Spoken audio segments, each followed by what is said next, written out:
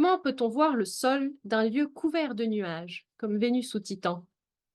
En mettant des caméras ou même des télescopes sur des satellites qui tournent autour de la Terre, on prend des photos qui nous montrent des champs, des montagnes, des maisons et des forêts. Mais quand il y a des nuages, on ne voit plus la surface. Ce problème existe aussi sur Vénus, qui est complètement couverte d'une épaisse atmosphère nuageuse, et sur Titan, la plus grande lune de Saturne, dont l'énorme atmosphère contient des aérosols qui la rendent tout orange. Mais alors, comment faire pour savoir ce qu'il y a sous les nuages sans aller sur place? Pour trouver la réponse, il faut d'abord comprendre pourquoi les nuages et les aérosols nous cachent la surface. C'est parce que la plupart de la lumière visible rebondit sur les petites particules des nuages et revient vers nous sans jamais avoir atteint le sol. La lumière, ce sont des champs électriques et magnétiques qui oscillent en se déplaçant. Pour la lumière visible, ces oscillations ont une longueur d'onde de quelques centaines de nanomètres, c'est-à-dire quelques dixièmes de millièmes de millimètre. Et justement, les particules de nos nuages et dans les atmosphères de Vénus et Titan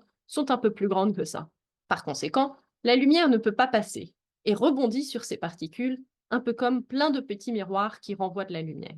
Mais si les oscillations de la lumière sont beaucoup plus grandes, elle ne rebondit pas sur ces petites particules, permettant donc de visualiser ce qui se trouve derrière. Le principal outil qui va nous aider, c'est donc la télédétection micro-ondes. Les micro-ondes ne sont pas du tout microscopiques, contrairement à ce que leur nom pourrait indiquer. C'est de la lumière avec une longueur d'onde de quelques centimètres et qui est invisible pour nous.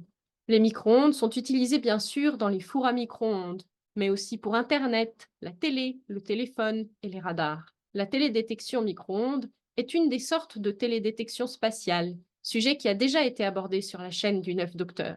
Comme les micro-ondes ont une longueur d'onde beaucoup plus grande que la taille des gouttes d'eau des nuages et autres particules dans les atmosphères de la Terre, Vénus et Titan, elles peuvent facilement passer au travers. La télédétection micro-ondes permet donc d'observer la surface à distance. Pour cela, deux usages sont possibles. Soit on fait comme quand on utilise un appareil photo avec un flash, on envoie alors un signal et on voit ce qui revient vers nous.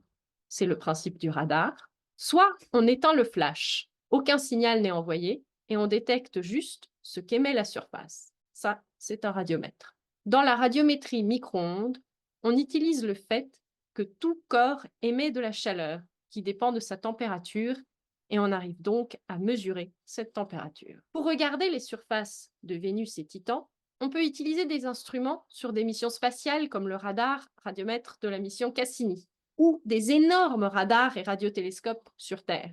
Parce qu'on connaît bien le signal qu'on envoie, les radars donnent une meilleure résolution. On voit des objets plus petits qu'avec un radiomètre. Ce sont donc des radars qui nous ont révélé la beauté des paysages de Vénus et de Titan.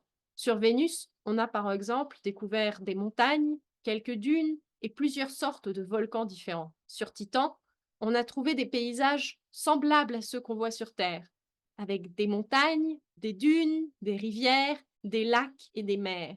Sauf que sur Titan, il fait moins 180 degrés. L'eau est gelée et c'est le méthane qui est liquide et forme la pluie et les rivières. Cette technique nous permet donc d'explorer à distance des lieux inatteignables pour l'être humain et très difficiles d'accès pour les robots. Ainsi, nous sommes capables d'en apprendre plus sur le système solaire et de répondre à la question du 9 Docteur.